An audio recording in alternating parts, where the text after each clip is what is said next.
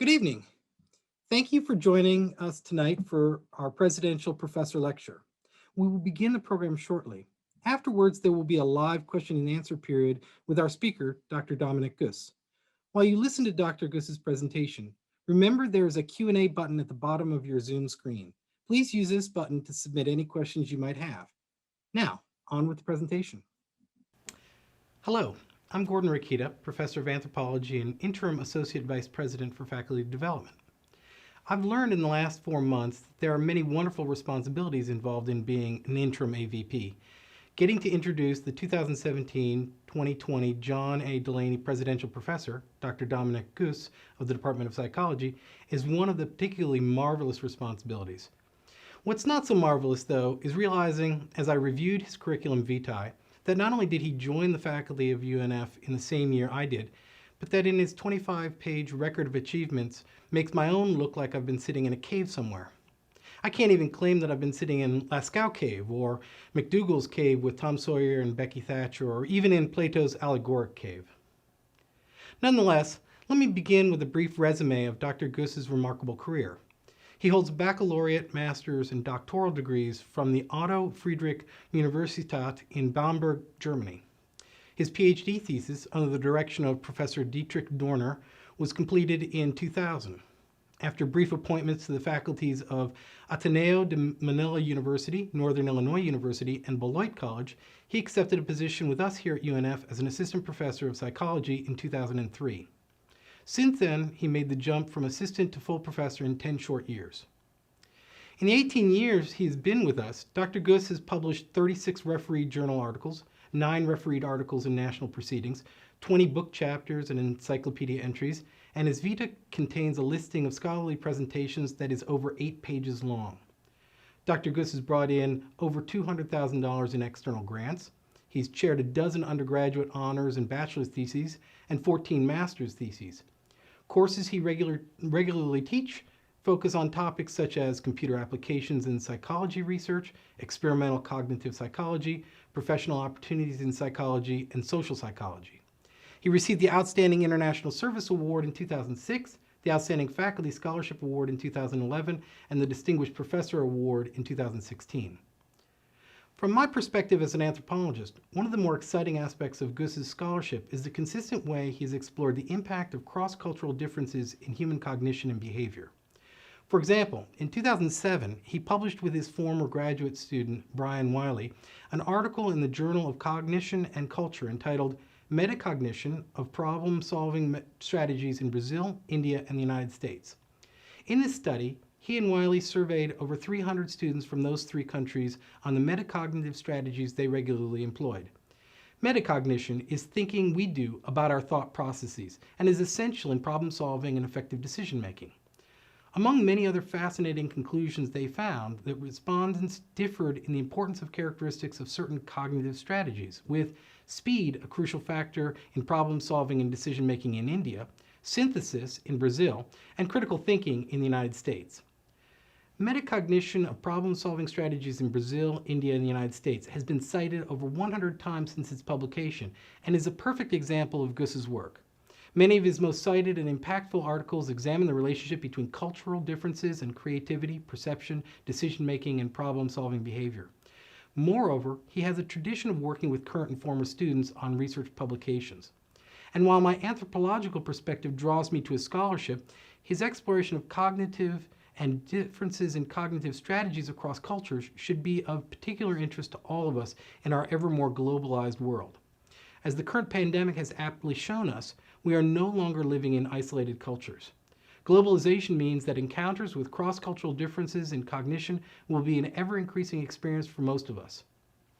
I, for one, am glad that Guss is here to help us understand how we variously make decisions, solve problems, and engage in creative thinking. Now, Dr. Guss will present his 2017-2020 Presidential Professor Lecture entitled Creativity, Da Vinci, Culture, and COVID-19. I'm excited to hear what he has to say, as I know you are all as well. Afterwards, please join Dr. Guss and me in a question and answer period. Thank you, Gordon, for this kind and nice introduction.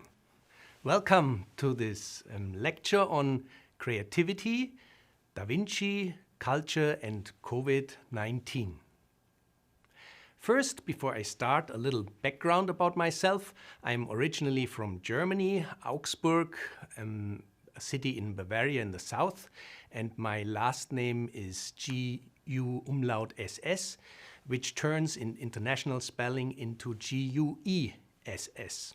So here in the US, in my passport, it became Mr. Guess. Unfortunately, I have nothing to do with this famous company. You see a picture of myself because in the south in Germany, we often wear leather pants, especially during the time of the Oktoberfest. But let's get started. I would like to talk in the coming 30 minutes or so about 3 studies I conducted in the last years. And they all center around creativity. The first one is on Leonardo da Vinci. What can we learn from this genius? How did he approach problems? How did he come up with creative solutions? And can we trace the steps of the creative process when we analyze some of his work? The second study brings us to today. An interest of mine is to see, are there cultural differences in creativity among people from different countries? And if so, how can we explain them? How does culture influence our creativity? And the third study is very important right now on COVID-19. How can creativity help us to stay well and relatively happy during these so difficult times of the COVID-19 pandemic? So first, before we start, what is creativity and why is it even important to study creativity? Well, an easy definition, creativity means to come up with novel and useful ideas. You can think of so many examples how creative ideas that originated in the mind of an individual or a group changed the world. Think of the invention of cars. How far have we come? Now we have electric cars, soon we might have hydrogen cars. Think of the invention of the internet, the World Wide Web. Now we have meetings in Zoom. Many people meet nowadays their partners on the internet. Think of the development of cell phones. 30 years there were no cell phones, and nowadays we even have an integrated camera and don't need to carry around an additional camera. So creativity is the driving force of innovation. Now, when we think of creativity, we often think of geniuses like Steve Jobs or Leonardo da Vinci or famous painters. But creativity is also a basic human ability in all of us. You see here a Lego toy that my 4-year-old son built. He came up with it, a novel new combination of these bricks. When children play on the playgrounds, they come up with new games. You see what you can do out of a balloon. You can make a face. And one time, by chance, I passed by an exhibit of students in their certain year in a culinary arts school. And I was amazed to see the cakes they came up with. Here you see one in the form of a sunflower. Amazing what we also can come up with, the creativity we have in us. But first we start with Leonardo da Vinci. He lived from 1452 to 1519. His birthday is actually April 15, 2 days from today. He died in France working for the French King François I at the age of 67. He was born near Vinci, the city in Italy. That's why his name is from Vinci. He lived during the Renaissance time, the time of change, the time of development. And important for us to know here is that he was an illegitimate child. His mother was a poor peasant. His father was a noble lawyer. And he was loved by his father and mother, yet being a legitimate child gave him an outsider position. He didn't have to step in the footsteps of his father and become a lawyer. He had the freedom to live a little bit at the margins of society, and he used that, and he became probably the most famous painter and inventor of the world.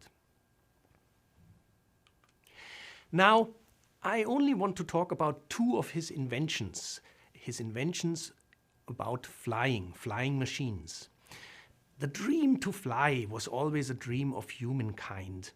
We see this in the Greek mythology of Daedalus and Icarus, but perhaps no one before Da Vinci spent so much time to study birds, winds, air movements, wings, and how this all can work. So this here is the first of Da Vinci's inventions, the ornithopter. You see here a wooden structure. A person would lie down and move the wings with the arms and steer the movement with the head. There is another version where the person would sit down and move the wings with the arms.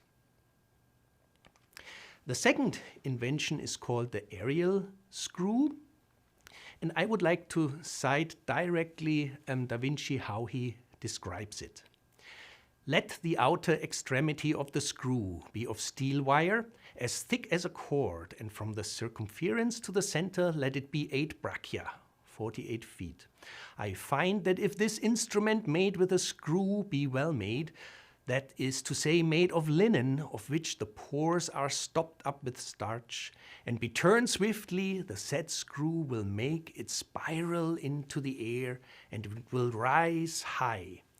Take the example of a wide and thin ruler, whirled very rapidly in the air.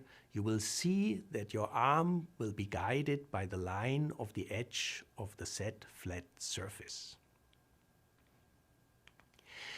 So how did Da Vinci come up with these flying machines? Can we reconstruct his creative thought process? And luckily we have numerous drawings and his notes to make this attempt.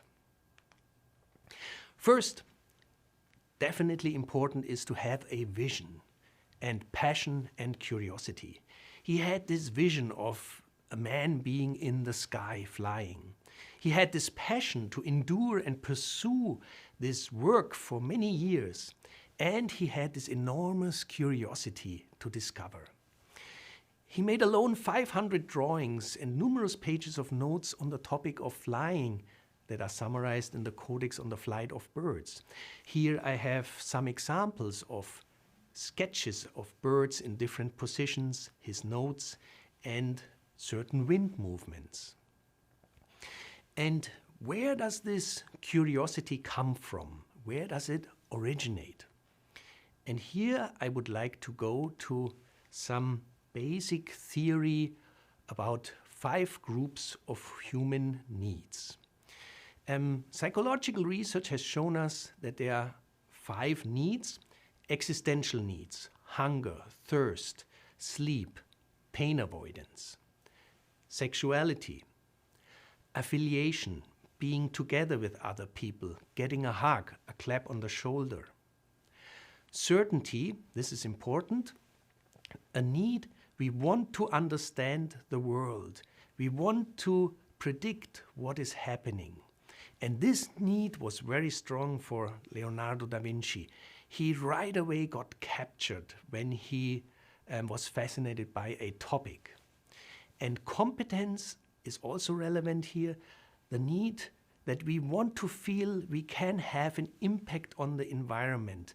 We can influence with our action the environment and have intended effects.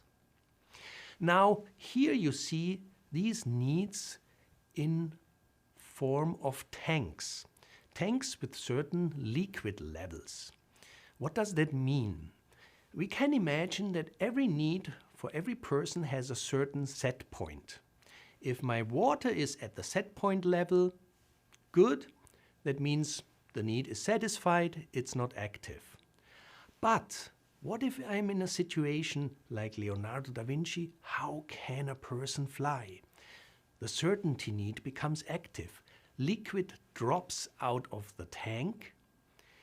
there's a big difference between the current level of the water and the set point, and that indicates the big, strong need for certainty. He wanted to understand, he was driven by it to understand how humans can fly. And you will see these dynamics in this picture with the tank where the liquid goes down, and then the need is strong. And then when we learn something about the wind, about the wings of the birds, liquid drops in and we are slowly getting to the set point again. Now just one example to show you how fascinated Leonardo da Vinci was with discovering things, and I refer here to the historian Isaacson, who said that Da Vinci kept a list of things that he was curious about. And on the top of one of his lists was, describe the tongue of a woodpecker. Well, woodpecker, why is this so important? Yes, it might be interesting, but it shows you how fascinated Da Vinci was to discover how can a woodpecker pick into a wood with this strength without damaging their own brain. And he wanted to see how the tongue works and how it can roll around the brain, etc. Good, going back to the ornithopter. How did he come up with the idea? And here it seems pretty obvious that he took an analogy of the birds. Knowledge from one domain, and he used it in the new domain. Birds flap their wings up and down, and that was the idea of the ornithopter. But how could he use analogies to come up with the aerial screw? And there are different possibilities. We don't know exactly which one. Perhaps it's a combination of several. First, he wrote, as I read before, a ruler that when turned quickly will lift up your arm. So it could have been that he thought about a ruler and the ruler turning quickly. We also know that during his time, whirligigs were a common toy for children. I have here a picture, and you see that some even used ropes to whip the whirligig so that it continues spinning. And this movement might have given him the idea about an aerial screw. Or, as the name says, a screw. He worked with so many wooden screws in so many others of his inventions, and instead of a screw drilling into a piece of wood, well, he imagined a screw drilling its way through the air. He loved nature too. It could be that he observed ashtray seeds turning around, Italian maple seeds turning around, dandelion seeds turning around. So nature could have served as an analogy too. Now, regardless how he came up with the idea, I want to trace a little bit of Da Vinci's thinking. He approached problems like a detective who asks, how did this crime happen? He asks, how can humans fly and stay in the air? And he wanted to see first, how can a bird fly? I have to understand that, and then I can use that knowledge to explain how humans can fly. And again, here a quote of Da Vinci: when a bird with a wide wingspan and a short tail wants to take off, it will lift its wings with force and turn them to receive the wind beneath them. He was right that the shape of the bird's wings and the positioning of their wings in the wind splits the airflow. And this is a key factor of flying, that the flow above the wing has a different speed and a different pressure compared to airflow under the wing. And it's exactly the design of these wings that can break up this airflow. And another factor, of course, are the hollow bones that make the bird light and allow flying. So this process, how can birds fly, asking the question how, creates new knowledge. And this process was named abductive reasoning by the philosopher Peirce. Now, there are further steps. Just having an analogy, just asking the question how is not enough. And sometimes he gets stuck and we get stuck when we solve problems. And the best is to put problems aside. He worked for many years on the topic, indicating that he first worked then on other things before continuing working on the idea of flying. And when we put problems aside, what happens is our mind forgets. And that can be helpful. We can forget unsuccessful attempts. And then suddenly we might get an aha movement, an aha moment. This aha, I have the idea. And this can come in strange situations. You might know that from yourself that you have this idea when you are taking a shower. I, for example, took a bicycle ride with my wife and we talked about COVID, and suddenly I had the idea about the third study today. So in strange situations, we can come up with new ideas. But again, that is not enough. Then we have to focus on the details. And Da Vinci was very good in working on the details, elaborate, tiniest details. Here you see pictures that he drew of the wings and the feathers or the bones. And he was able to have a vision on the abstract level and go down to the tiny specific level and work on the tiniest details. Good. I described now several steps, and we outlined these 9 steps in a paper that was just published last month in Perspectives on Psychological Science. True, Da Vinci was a genius, but the steps that he went through to come up with creative ideas, these are exactly the steps that also we use in our daily lives. And yes, no one of us is Leonardo da Vinci, but all of us are a little bit like him. And I would like to end with Da Vinci with a quote that fascinated me. The greatest deception men suffer is from their own opinions. It shows me that even if he was a genius with enormous talents, he also was confronted with failure. Neither the ornithopter or the aerial screw would ultimately work because human body is too heavy, human muscle strength is limited. Yet the ideas inspired aviation for the years to come. But he was able to recognize his own failed attempts. He carried around his paintings and painted levels and layers and layers and layers on top over a period of many years. So he realized that sometimes he was stuck in his own thoughts and opinions and not being willing or able to change them. And only when he was able to change them, he made more progress. Good. Now a big jump to the present, to the creativity of us, normal people. Here the question, how does the cultural background influence our creativity?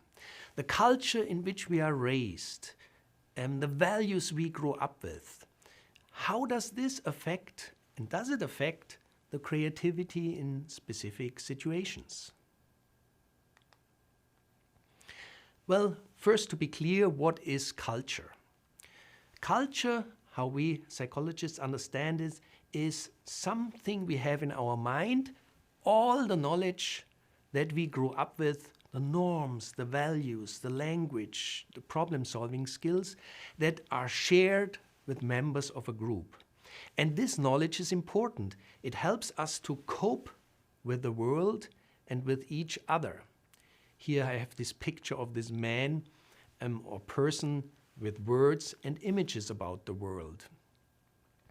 And this specific cultural knowledge is given and transmitted from one generation to the other by parents, by teachers, or by the media, for example.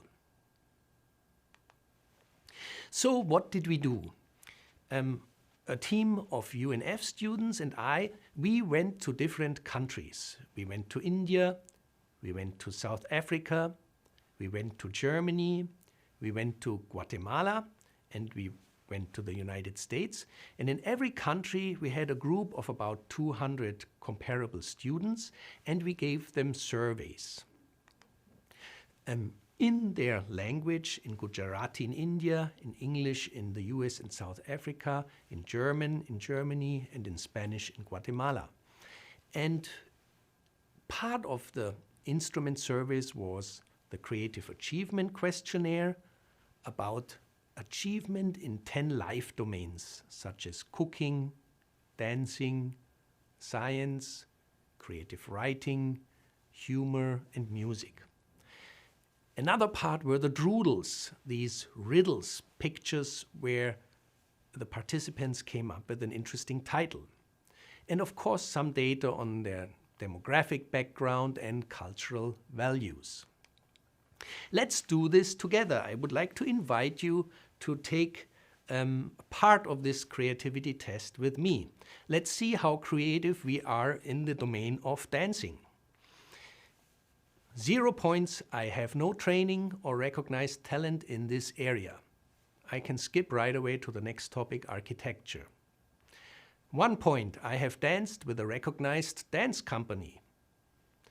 2 points, I have choreographed an original dance number. 3 points, my choreography has been performed publicly. 4 points, my dance abilities have been critiqued in a local publication. I probably can stop here. You see, it's very hard to get many points in a domain, and most of us will have 0 or 1 or 2 points. Let's see how we do in culinary arts. I do not have training or experience in this field, 0 points. I often experiment with recipes, 1 point.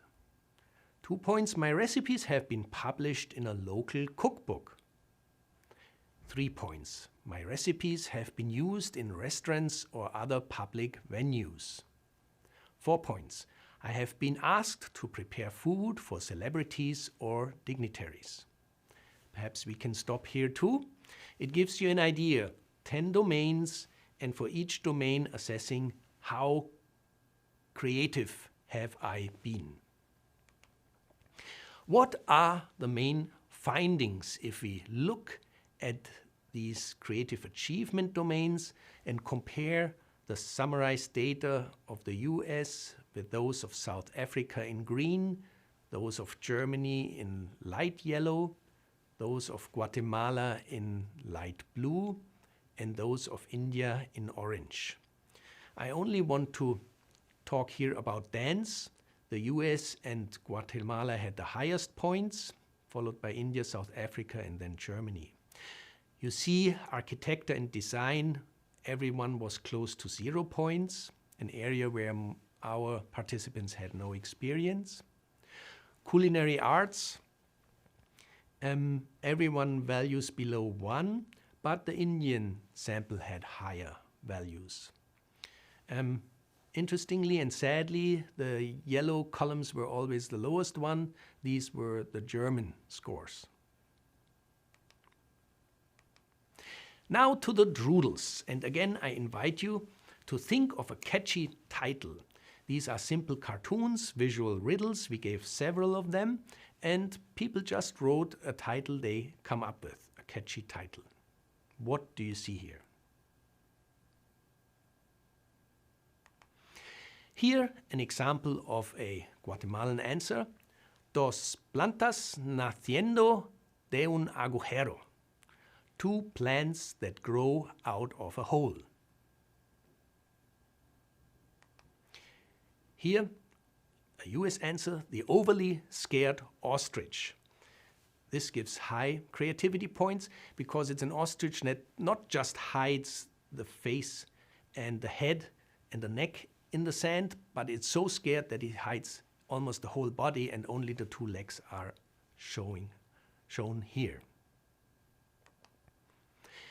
Another picture, what do you see here? Which title would you give?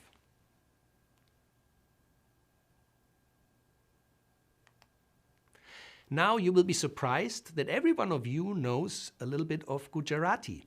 This is the answer, and here what it says light, because the English term light made it into the Gujarati language.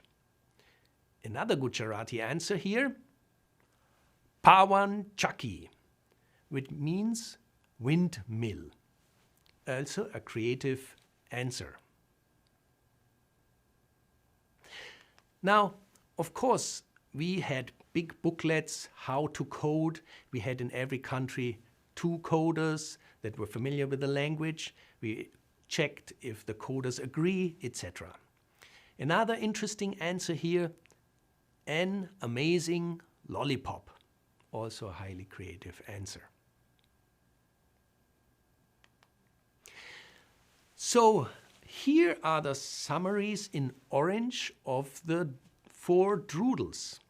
And that is interesting. In orange, high scores among the US, South Africa and Guatemala, highest scores among the German, intellectual Germans, and lowest scores among the Indians.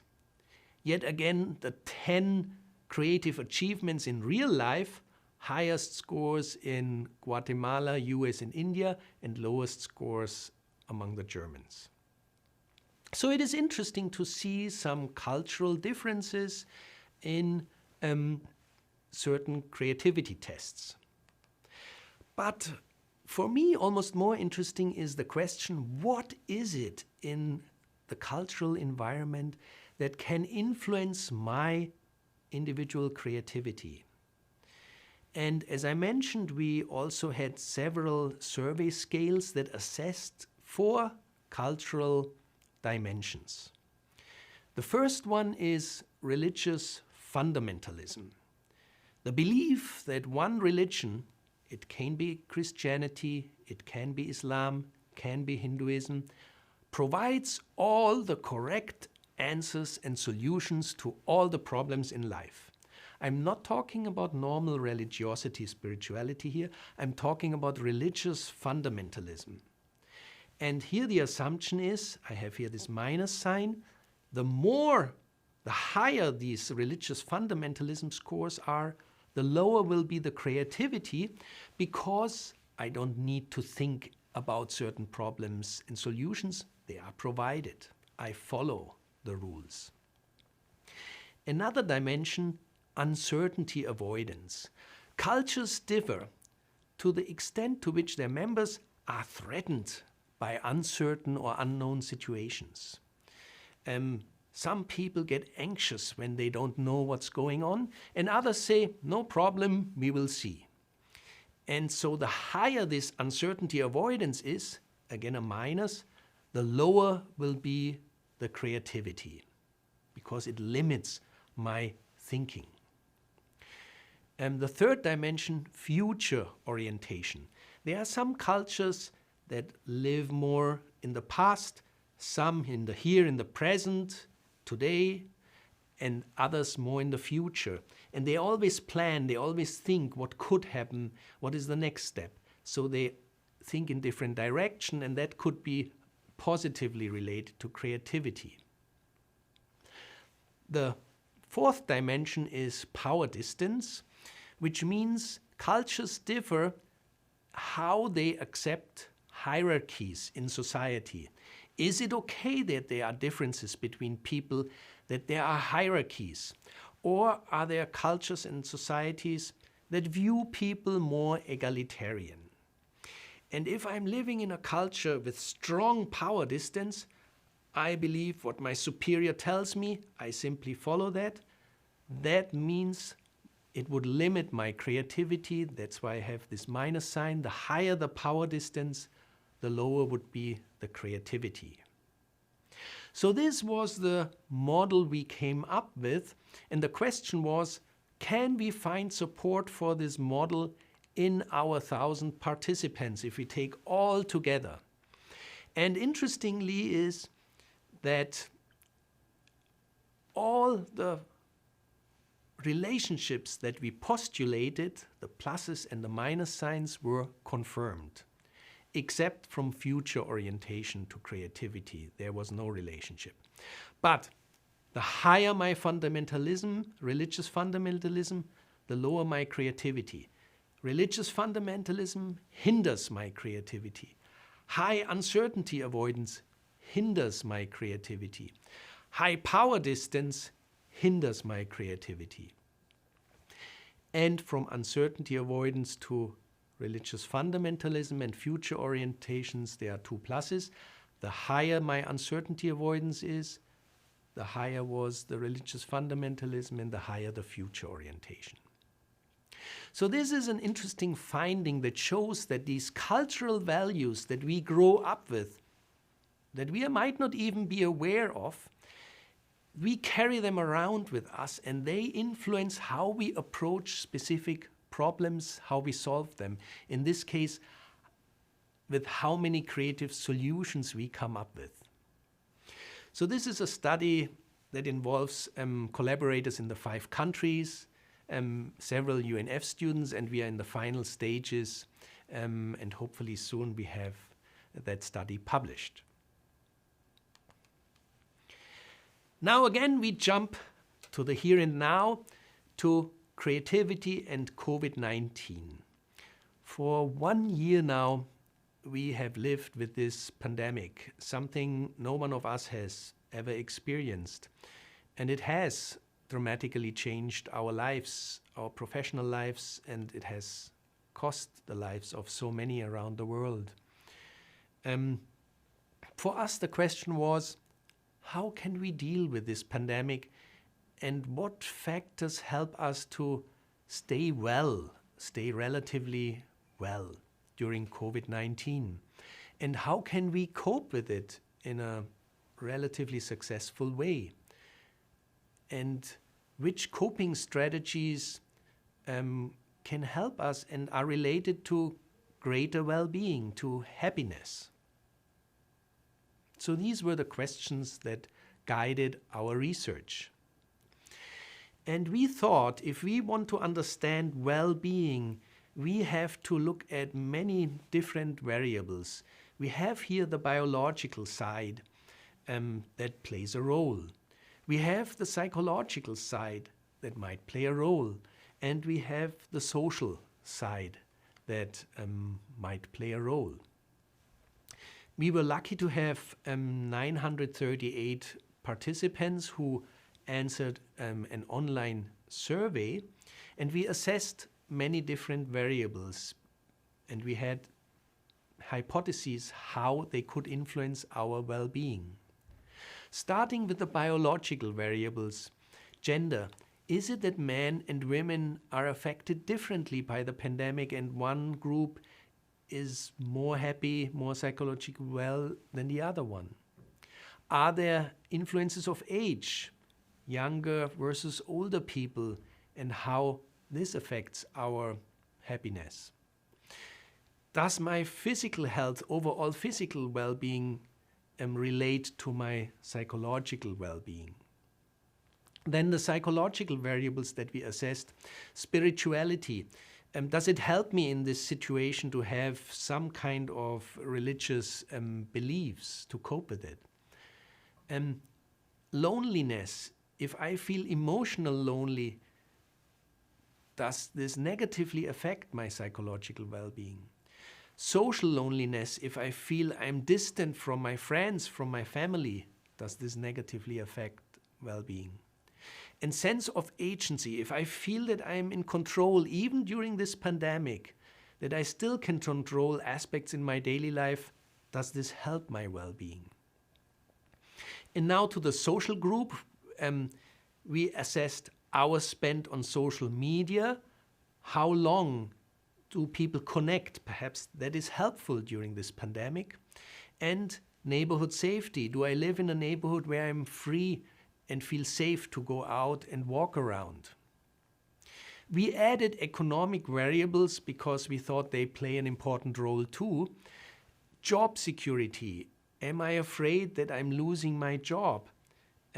Or is my job relatively stable during this pandemic? And income. does income have an effect on my overall well-being? So these are many variables, and thank you for being patient with me here. And I wanted to let you guess, if you look at this list of variables, which ones do you think are related and predictive of psychological well-being, happiness?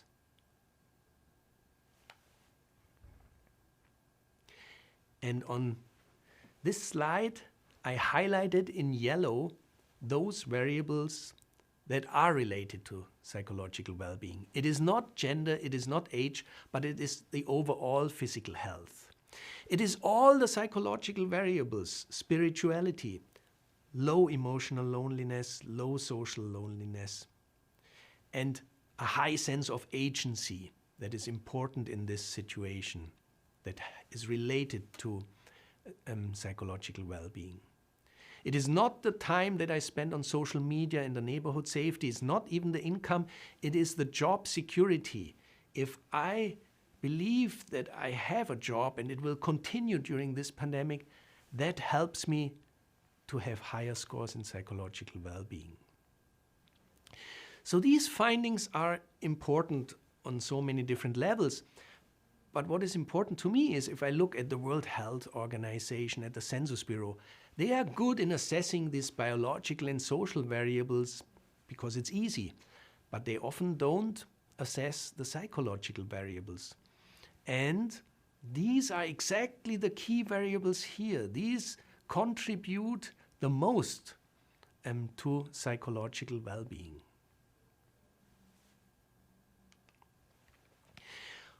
What else did we do? We asked people in this situation, what do you currently enjoy?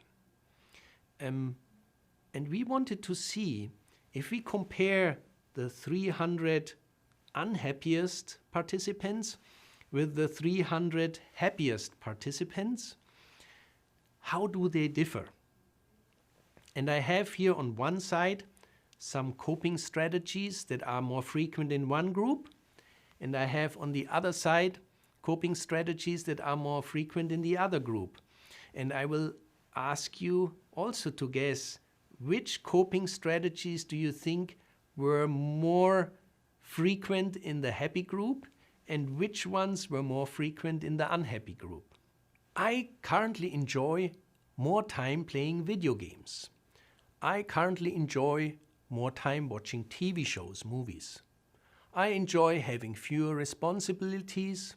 I enjoy nothing. And now the coping strategy is more frequent in the other group. I enjoy having more time with family or people I live with. I enjoy having more time for myself to rest, re-energize, slow down. I currently enjoy getting projects done around the house. I enjoy the outdoors, nature, the environment. I enjoy having the ability to work from home. Yes, it probably was relatively easy for you to guess.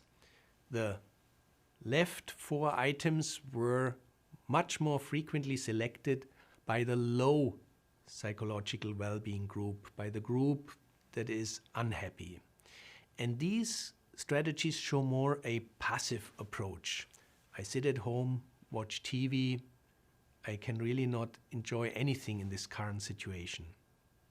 And the high psychological well-being group is the group that enjoys some aspect of the new situations. More time for the outdoors, getting projects done, having more time for myself.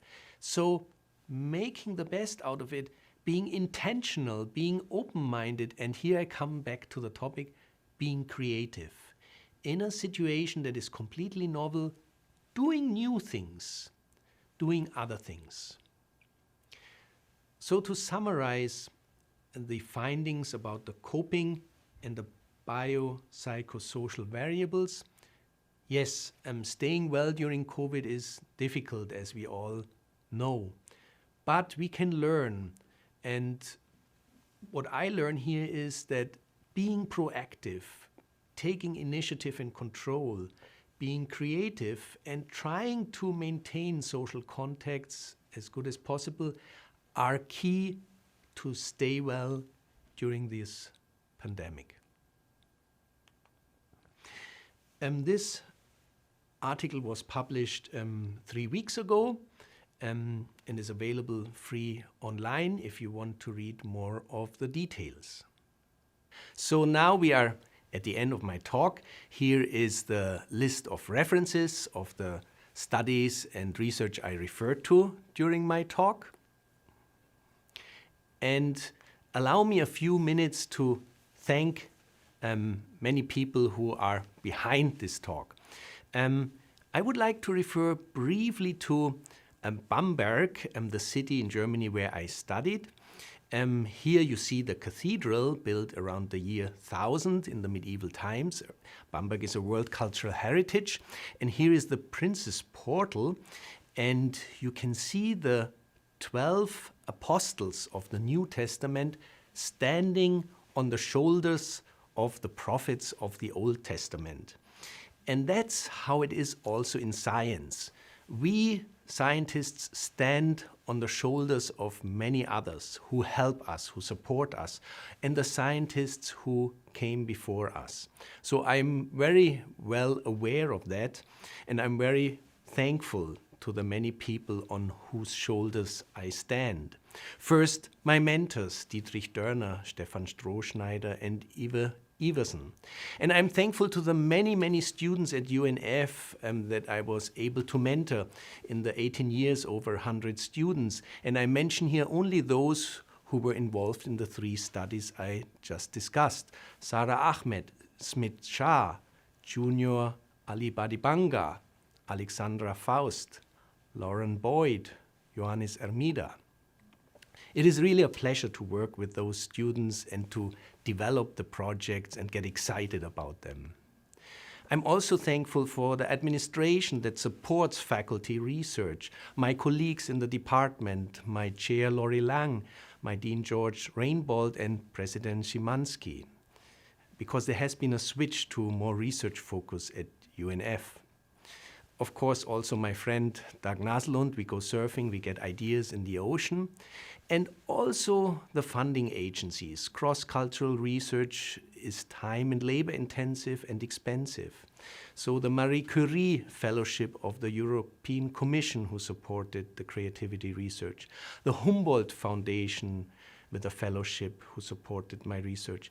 The endowed presidential professorship at UNF, and the Coors Dean's Leadership Council Faculty Fellowship. I also would like to thank the UNF CERT Lab, Shelby Scanlon and Andy Rush, who really helped me with the aesthetics of this presentation, organizing the slides, the outline, and with recording this presentation. And last but not least, my family, my parents in Germany, who supported me during my studies, undergraduate, graduate studies. My lovely and supportive wife, Tess Toison, who is also a professor at UNF. She is a star and a jewel in the Brooks College of Health. My sons, Lawrence and Johannes. We are a family of 3 continents. My wife is from the Philippines, I'm from Germany, and our boys are born in the US, Americans. So there's a lot of cultural diversity at home. We sometimes think differently. We have different backgrounds. But this background makes us also rich and helps us to learn and helps us to grow with each other and to see the world differently and ultimately get more creative. So, and I'm also thankful to you today, this evening, for joining this talk, for your interest and for your patience. I'm really looking forward to hearing your questions now, and I'm looking forward to our discussion together. Thank you for such an interesting presentation, and thank you for joining us for this live Q&A.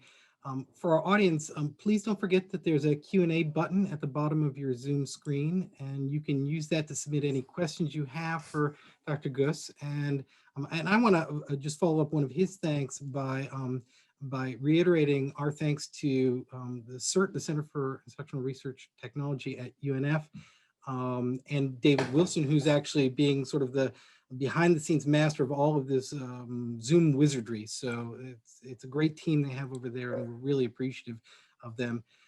So let's begin. And you know, I have a series of questions myself. So as moderator's privilege, I get to ask some of the first ones.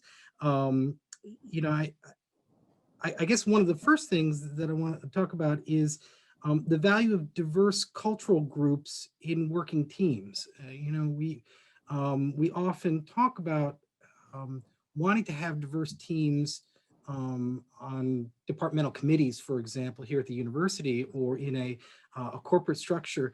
And maybe you could speak a little bit about what's the value, because it seems that there are clear implications from your research about the value of having diverse cultural groups in teams. Well, thank you, Gordon. And definitely, there is some research, and we know that on the one hand, having many diverse opinions can sometimes make things a little challenging because you bring many viewpoints together.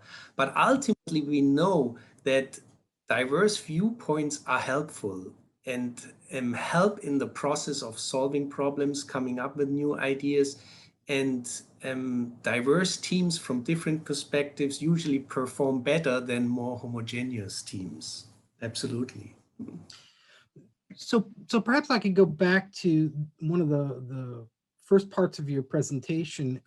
It really seemed like when you were talking about Da Vinci, that you envision creativity as a process, not as a eureka moment. And I think that gives some hope for some of us like myself who don't think of ourselves as particularly naturally creative people, that this is a process that I can learn and employ rather than it's like you either have it or you don't, right? Yeah, and I have to admit, it was also a journey for me diving into that topic. At first, you think, it's something of geniuses and special people have.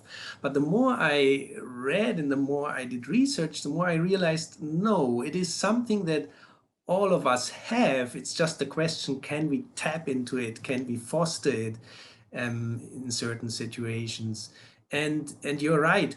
In the research, it has often focused on the unconscious, and at some point you get a aha moment, but we can work on the processes before and afterwards too, to make the likelihood to get such an aha moment, to increase that likelihood. And you're right, I see it, and many researchers see it as a process, which starts with diving into a topic, researching, becoming knowledgeable about it. And only then, if you have this background knowledge, you can combine it with other areas, and then you can be open for analogies from other areas. And sooner or later, you probably come up with new solutions. Mm-hmm. So it's the difference between us and Da Vinci, for example, is a matter of degree, not a matter of kind, and a matter of this process. We're all a little bit of a genius. I kind of like that idea, but I think we would admit that Da Vinci was very prolific, or seems so, and many of us are not so, and so I wonder if you have any clues as to what the difference is between Da Vinci's prolificness and not. I mean, of course, he was amazing and outstanding. The sheer volume of his drawings and notes is incredible. And of course, these skills to draw and paint, I mean, he in his times was probably one of the first ones to paint three-dimensionally. I mean, we know the Mona Lisa painting, and we know the Last Supper and other paintings. So he definitely had enormous skills and talent too, no doubt about that. But that was a goal of our research, to try to trace the creative process, looking at his notes, looking at his drawings, and to see, well, he also had to go through the steps that we have to go. And for me, interesting also to realize he is the genius pedestal, but even he says, well, I sometimes fail because I'm stuck in my own opinions. But probably he was smart enough to find ways to challenge his own opinions. Yeah, and I also wonder if there isn't some of us have the capacity, some of us in society have the capacity, the time, the wherewithal, the economic wherewithal, if you will, to spend time on that process. And others may not. And I wonder if that's also that imbalance in capacity for engaging in that process has something to play. Yes, and to be fair, we don't always have to be creative, and it's often not allowed. I remember one of my students who applied for a job in Target, and she was so happy. She said, they asked me a question about creativity, and I gave them a lecture. And later they looked at each other and said, we don't want that. Of course, because if you start being creative in filling up certain shelves in a store and mixing up things, or if you work in Burger King or McDonald's and start creative burgers, no, that's not what people want. They want structure. They want the things how they have been. They want to see the products where they are supposed to be. So, to be fair, there are certain domains in life where we better not be creative. But then there are other domains in life where creativity is high in demand. I mean, if we think of these high-tech companies, Google or Amazon, they create even a structure to foster the creativity of their employees intentionally. Yeah, that's very interesting. Yeah, I don't want a pharmacist to be creative with my prescriptions. Um, so we have a question that came in over Zoom. Did you look at and document the amount of variation within the individual cultures that you studied? And as an anthropologist, that's a fascinating question. And that's a key important question, because where do you put the lens? I mean, talking about the United States, if you zoom in, you can definitely distinguish certain subcultures and ethnic groups. Absolutely. Also in other countries, I mean, India, a huge country with many different languages. So, yet if you um, compare data in one country with data in the other country, they are overlapping, but there are big parts that don't overlap. So there are cultural differences overall. But if we look at the data of one specific country of the US, we would find probably differences. Our sample was too small to look into ethnic groups. That would be something for future research. Mm-hmm. Well, and that's the wonderful thing about our jobs is that there's always another research question just waiting to be answered. So I'm going to touch on something, and I hope it's not having a German background. I hope it's not too um, I don't know how to phrase it, but you noticed in one of your studies that the German real life creativity scores were low, and if you asked me, sort of, uh, I, I would say Wagner, Goethe, Paul Klee, Günter Grass. I mean, I would not think of German culture as an uncreative one. And so do you have, as a German, do you have an idea about this? How does it play out with your model? That's a difficult question, yes. On the other hand, some cross-cultural researchers have characterized the Germans as well-oiled planning machines. So there's think in one direction, there's perhaps engineering direction. Um, that's what some researchers find when they compare German culture with others. Yes, in the creative life achievements, our sample didn't have high scores. We also have to be aware it was a student sample, so might be different if you look at other populations.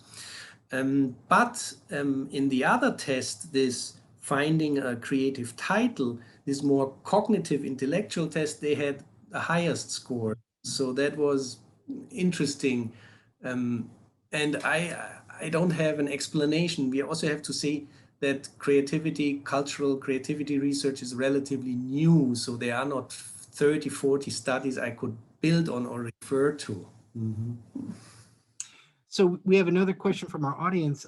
In the part of your lecture where different cultures, peoples were attaching captions to the drawings, was there any very humorous captions? And if so, how much do you consider humor to be a catalyst in creative thought? Definitely, and humor to some extent was also desired. The instruction was come up with a surprising title. So, and like you could even say the overly scared ostrich is a little humorous answer too.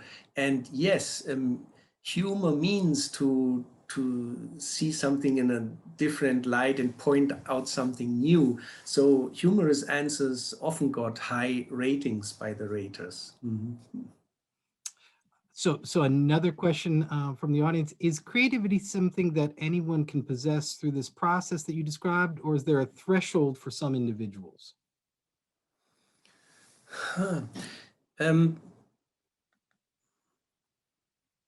That's an interesting question. Probably I related to findings with intelligence. Some people thought, is it that creativity and intelligence are the same, or are they related? And what we found is that on the lower intelligence score level, there's a direct relationship between intelligence and creativity. But once intelligence reaches an average level, they are completely different. So intelligence and creativity are different and are not the same and are not necessarily related with each other once you have average and higher levels.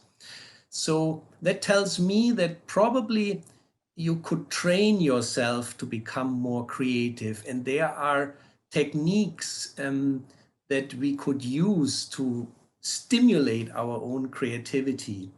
And I would argue more for that direction, that it's possible to become more creative. Yeah, I also wonder about our measures of intelligence, which, I mean, at least in my field, have been fraught with problems in terms of, I mean, that's a very difficult thing to measure. So another audience question, are you aware of any evidence for a genetic component for creativity? Well, there are some studies that try to trace family trees. The Bach family, the sons were also famous composers. But it's always difficult to say then, well, is it the genes, or did they hear their father play 20 hours a day on the organ or something? It's I honestly don't know an answer to that. In a way, you would have to do controlled twin studies over longer periods of times to come to an answer. Yeah, and unfortunately, sometimes the data that you would love to answer a question is very hard to come by. Can this model of yours explain, to my mind, I'm wondering if it can explain periods of sort of explosive innovation. I'm thinking about the Renaissance or the United States in the 50s or 60s, or periods of lack of innovation. We've had periods in the United States of religious fundamental awakenings and resurgence. And so I'm wondering if these sort of components that influence creativity and innovation can explain cultural periods, if you will. I have focused mostly so far on the individual level and tried to trace that process. But we have to be aware that we as individuals are children of our time and history. Of course, it was probably easier for Da Vinci to become who he became during exactly that period of time, when the rich families, the Medici, the Sforza, paid artists. They wanted artists to create architecture, to make paintings, etc. When there was trade during the Renaissance, when everything was blooming, and some people say it's the switch from medieval times to modernity. So, of course, where we are in the time of history and society influences also what are our options and what we can do as individuals. Absolutely. Mhm. So another audience question. Much of your work throughout this lecture highlighted the value of interdisciplinary approaches, such as combining humanities and sciences, as with Da Vinci. Do you have any advice for educators or efforts you have taken in the courses you teach to encourage students to be creative by incorporating more subjects and methods into their own work? What I, that's a big topic for another speech. But what I learned is I try now in some of my classes to make the topics and the assignments broad. Um, there's a little danger to it because students ask, what do you mean? What do you want? Be specific. What are the criteria? But on the other hand, they later realize that this freedom I gave them to work on a topic was challenging, but it allowed them to choose a direction. And sure, they write me an email, is it okay to go there or go there? But I want them to explore and I want them to have the choice and the options and to dive and explore and be creative.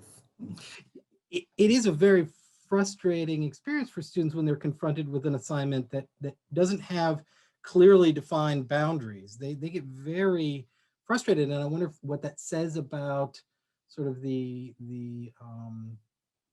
enculturation we have for our children, that when they get to the university, they're expecting sort of do A, B, and C.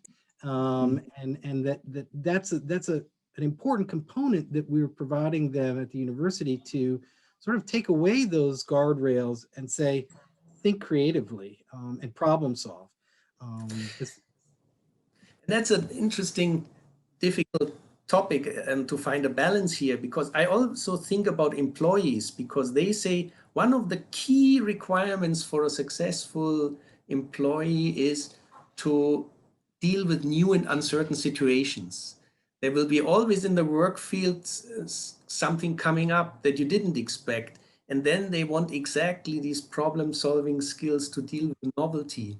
So I'm here an educator and I learned I have to develop the syllabus, I have to develop rubrics, I have to be transparent. Yet I have to also try to provide opportunities for students to learn something about the uncertainty and to learn some skills to deal with those. I'm wondering if these ideas provide you with any insights on how we can here at the university create create a context of innovation and creativity, um, because we bill ourselves as an engine of innovation and creativity, and I think we are. But I'm wondering if there are things that we can intentionally do to encourage that kind of context of creativity. Mhm. I think on the one hand, the conditions are very conducive and helpful because as a faculty member, you can choose your research area and your passion and you can follow that. And usually your chair and administrators will support you. So that is very helpful. I'm thinking also on the findings on power distance. So um, allowing students and giving them more freedom and not telling them do this, do this, do that is helpful. So having administrators who don't micromanage, who don't want to meddle, probably will be conducive to creativity. And again, I think we in a university setting are luckier than people in other settings. But I remember, I think it was Google who said to its employees, you have 1.5 hours every week that you don't work on any of the projects. You do whatever you are interested in. And in your team, you play around. And I think Google Maps was developed that way. So if you give people time to play, to have fun, and to be together and to work on something, there might be interesting outputs.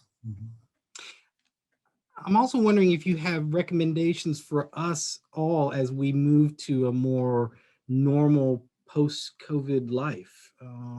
We've been to a certain extent, we've been isolated, and I think your talk talks about sort of the social aspects of creativity and innovation, and what do you see for us in the near future? It that will be interesting because again, no one can really predict. I mean, everyone says we will go back to normal, perhaps have normal classes, but I'm pretty sure there are many people who will say, I don't want to go back to 100% of what happened before COVID. Some might enjoy the freedom to work at home. Some might like the Zoom meetings instead of the real meetings. So it will be interesting to see how the transition will work. So far, we also don't know yet how the virus develops further and how it mutates and how well the vaccinations will work in the long run. So there are many uncertain things that we don't know yet about. Um, I think the openness that I saw in this third of the psychologically well group, this openness to make the best out of the situation, to not limit ourselves, but to see the opportunities that might be there, and to take control and to somehow keep relationships, that might be a good way to proceed. Mhm. So an audience member asks, if religious fundamentalism deadens creativity because one already has the rigid answers, but spirituality, this questioner feels, leads to questioning, and therefore, do you think that being a spiritual person makes you question more and be more creative? Yeah, and you see, spirituality in the COVID study was related to higher well-being. So that's why I stressed that point. I'm talking in the cultural study about fundamentalism, and that's different because a religious person, a spiritual person, thinks and questions and asks questions. What is the purpose in life? Where do I want to go? What do I want to achieve with my family, etc.? But fundamentalism is, I know the answers. These are the rules. This is what I have to follow, and that's different, I think. Mhm. I agree with the question. Mhm. And another question from the audience, how should teachers deal with fear of failure in students, as creative thinking may involve periods of stumbling and risk-taking? I think we probably have to switch to allowing errors and failures to happen, because when we make mistakes, when we go through difficult times, oftentimes the learning is much more intense and deeper than if everything happens very easily to us. So one way could be to allow different versions of a paper and to say, turn in the first version and make mistakes, just try and to be bold, and then we fine tune later. um, could be one idea. But I agree, allowing errors to happen would be important for learning. Mhm. So I have one more question. So I hope if audience members have other questions, they'll ask them in the Q&A. But I'm kind of curious about, with your experience looking at cultures around the world, and given the pandemic, I'm wondering if you can see how different cultures would react differently to the pandemic, and deal with it and cope with it in different ways. And that was very apparent. There are some countries, like I think it was South Korea, for example, that took right away an approach of heavy testing, and they developed apps right away and contact tracing. And I think some of these countries were confronted with pandemics a few years before, other pandemics, and they were warned and they wanted to make sure to be proactive and handle it right away.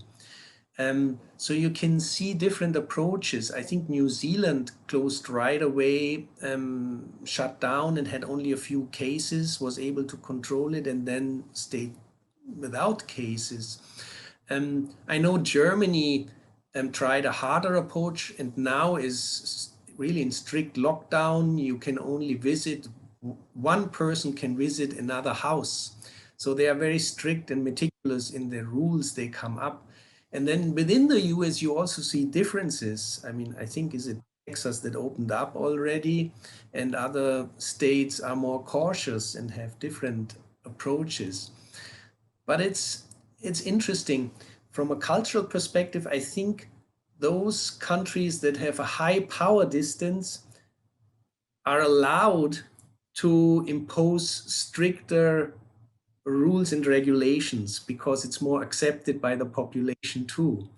But the US is a very freedom loving country, so it would be very hard to impose strict rules and regulations, and it would be probably misunderstood as government overreach, and it wouldn't be acceptable. So it's interesting how the dominant cultural values within the population that politicians knowingly or unknowingly would follow them and know what is possible and what is not possible.